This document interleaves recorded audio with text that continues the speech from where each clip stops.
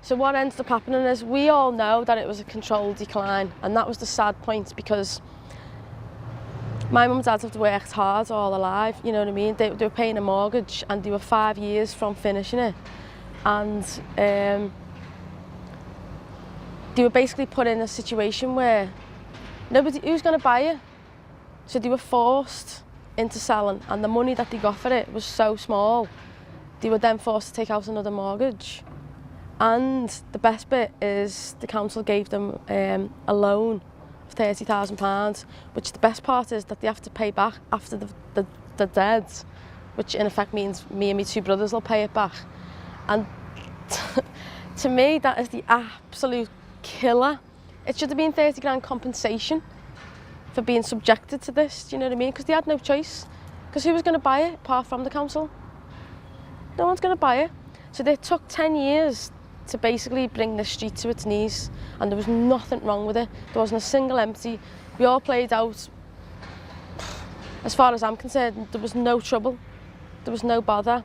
So we just watched it, and from what I understand and how I figure it, it's just a very simple thing, that it's about money. And there was a big pot of gold to the European Union, and in order to access that pot, the area had to tick so many boxes in the magical world of deprivation.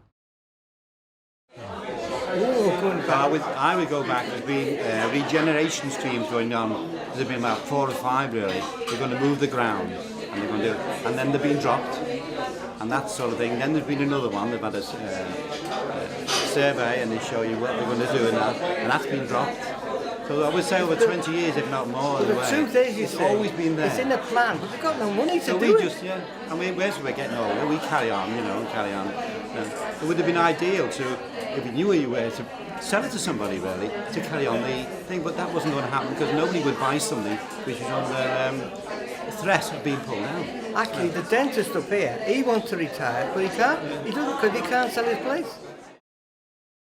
And then as the area went down, people moved out, landlords then brought in, other landlords brought in families that had actually been evicted from other areas, and things got really quite difficult living here. There was drugs, there were fights, 3 o'clock in the morning, the police, and it got to the point where, in fact, I didn't actually feel very comfortable in the house anymore. I didn't feel safe, and I went to lunch with my brothers, and we talked about it, and they said, well, if you don't feel safe, Sue, we understand that you would want to move out. And then when I came home on my own and walked in through the front door, I cried, because I didn't want to leave. This is my home, and it's been in the family for, as I said, 3 generations. I mean, it's the original hedge that my gran built, had planted when we moved in, the original door, as I've said, the original steps. We're hoping that things are improving now, that you'll see that there's lots of work being done, the scaffolding up on the houses. So we're hoping that things will improve, and that families will come back into the area, and it will become a nice place to live again.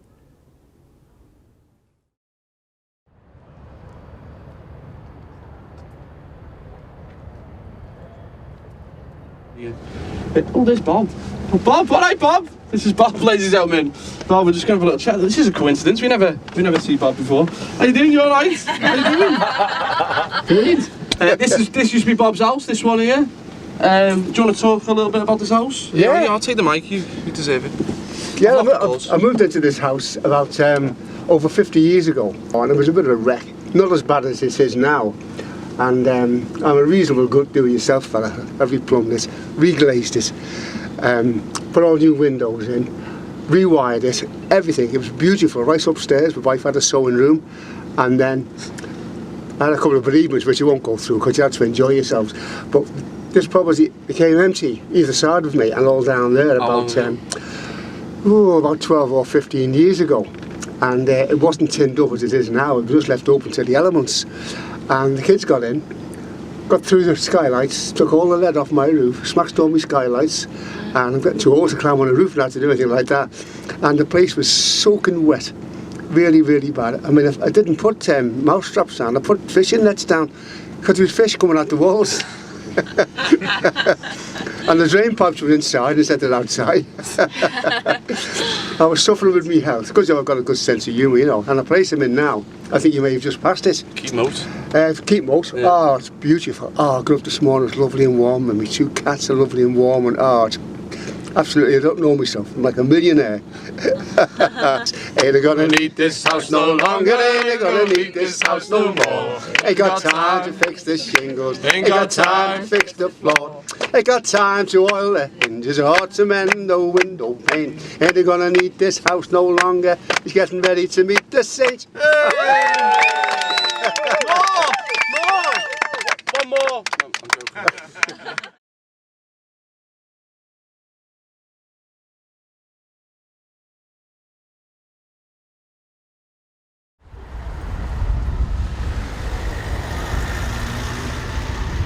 When I for the first time came to Enfield to think about a possible project, I was really sort of like shocked by seeing how the area looked, what was happening, and I wonder, instead of contributing maybe an art piece to the area, what would it be to invite people to take what I call matters in their own hand, to actually start changing their own area, start getting involved in the future development of the area. And so I decided to go on a self-build scheme to invite young people to learn about building, not only about designing, but also about bricklaying, about everything, and to start making homes.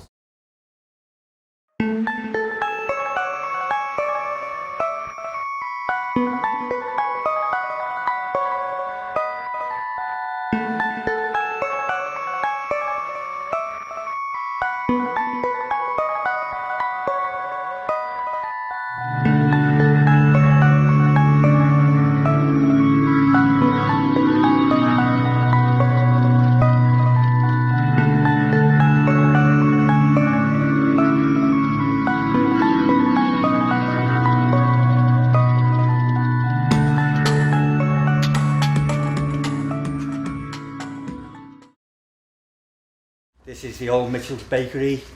It's been a bakery and a purpose-built bakery for 100 years. We intend to make sure that it continues in that tradition. Dear visitor, welcome to our future. This is an auspicious occasion. When we moved in, we found, as you see on the bottom there, a sign that said, cakes for auspicious. Everything we do in here is an auspicious occasion. We've been waiting for a long time for you to arrive, for them to make it happen, for it to move on. We're sick of waiting. We deserve to welcome you with cake. A little over 2 years ago we started building. We've learned together and found a way to collectively own land and buildings, to make a business plan, to start a cooperative and a community land trust, and a lot more about what it means to build physically, socially and economically. First, there were 4 of us, and one of us took some convincing. Somebody new and I need convincing, because I wonder what it was that made us sick by the waiting, and why we deserve to welcome you, and in what spirit we welcome you. I would choose to welcome you in a spirit of inclusion, in that by arriving you choose to bring yourself and that and all that you can bring. Feel free to bring cake. And questions. Oh, we love questions. We welcome you because we know you deserve a warm welcome, don't we all? And one day it will be warm, we promise. And we do actually hope you are here to stay. And now it is finally time for a big fat slice of what is left of that cake, there is enough for all. Enjoy.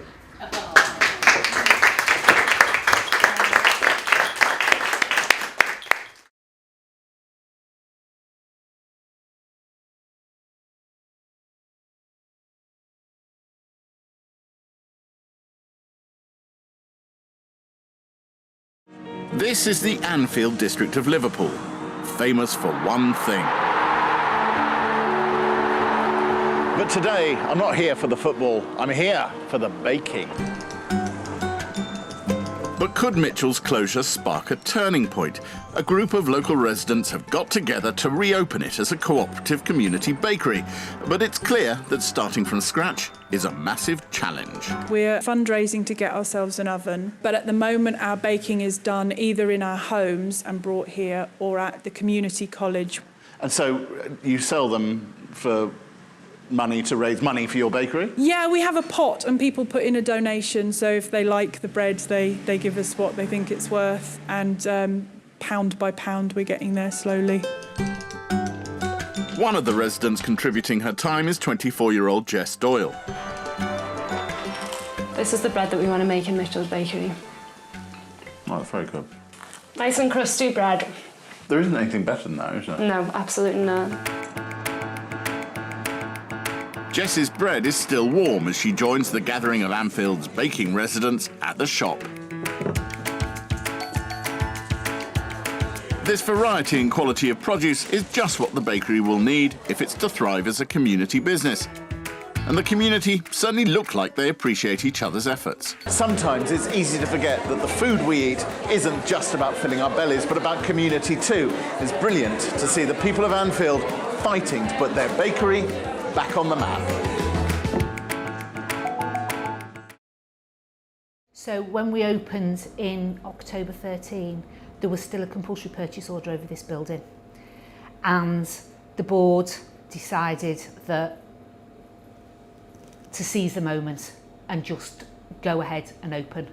And we could have lost everything.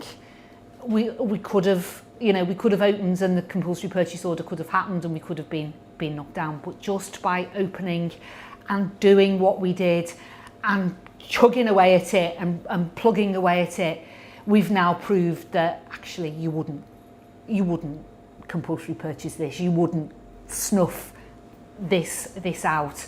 The very beginning of Homebaked and the initial business plan was that we would sell bread to local people at a decent economic price, that we would have a cafe that local people used and it will become a meeting space, and that we would sell bread wholesale, and the money from that would help subsidise us keeping the prices down in the shop.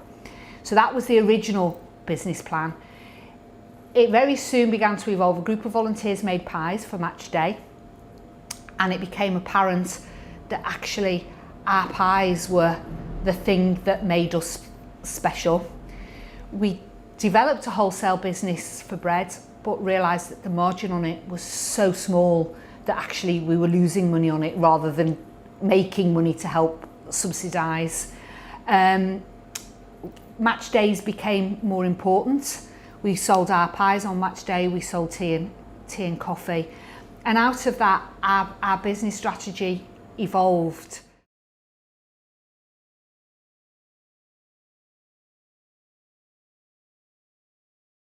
We talked a lot about the different things that people might want, but did a little bit of role play, so kind of assigned small working groups. Each of those working groups had to role play almost being a different visitor to this new building or this new development in the future, and using a load of collaged images and stuff, describe a day in the life of that person. So someone who works at one of the commercial units maybe, or someone who lives in one of the flats, what they need, what they see, what kind of place it is to be in. A walkway for people to sit and congregate, somewhere for when people from the football can go and sit and meet people. And hopefully, I mean, that's just the very start, and brief documents kind of keep changing and keep developing, and there'll be, as you go down the process, there'll be something that you discover that goes back and changes the brief slightly. but getting down your kind of initial ideas really clearly about what it is you're trying to achieve, and then when it comes towards the end of the process, or when it comes to construction and you find you have to save £50,000 or whatever, the brief document can be something that helps you decide what's important and what you can save money on and what you kind of aren't willing to let go of because it'll completely affect the feel of the thing. It was a dream that then, we made happen. When we took control of the council, it was at the same time that we got the coalition government in, and they cancelled the Pathfinder scheme to invest in homes. Anfield was one of the major projects that was part of that. So overnight, we lost £128 million for housing development in the city. So all we've had since 2008 is just year after year of promises that get broken, and so you end up in a position where it's like apathy. And we had to come up with plans for how we could continue to look after the residents in Anfield, and Homebaked became a part of that. We have the bakery, which is an old Victorian building, and then next to us at the moment are a block of 2 up to downs that have been emptied a long time ago and are earmarked for demolition. We kind of thought, well, who is going to develop here? Always good to ask. And of course they don't know yet because it's not yet, they're only just starting to offer this out for investment. And we're like, okay, this is about a year and a half ago, how about you give us a chance? We make an offer, we make a design offer, and we make an offer for a whole scheme that we think could work here. And they said, okay. It's about enabling people to just get on and do stuff. Because this kind of work actually needs resource. It needs money to be put in for people to upskill, people to learn, for people to be able to make mistakes on the way. And all of that actually isn't necessarily cheap. Perfect timing. Hi, Mal. It's about how do they, once they've achieved that, how do they encourage and support others to do likewise? Because what we want to see is much more of this going on in Liverpool. They do this thing called the thing on the wreck. And this is another of their manifestations. They do want to get the Homebaked hands on the recreation ground behind it. For all kinds of things. It could be places to play, places to gather, places for the community to come and be that are bigger than what we have so far in the bakery. So they built this thing, somewhere between a stage and a pyramid. They had a chandelier in this structure, of course, why wouldn't they? And they had a band playing and everybody danced. And again, it was just so, they pulled it off. The ideas that come out was a vision that's realistic, that comes out there. What, mistakes in the past, learn from them. We'll see a vision that's realistic and that's sustainable on there, and one that's really going to happen. It's not just going to be another pipe dream. It's going to this is what we're going to do. We're going to be proud of the area. You want your kids, your grandkids to work here, to live here. You want to be able to turn around and go, this is where you're from. This is the place where you want to be proud of. And you kind of want to be like, I was part of that, and that's going to always be, that'll be there at the end. Businesses come in and they go and you think, that's what you're after. That's exactly what you want, a future.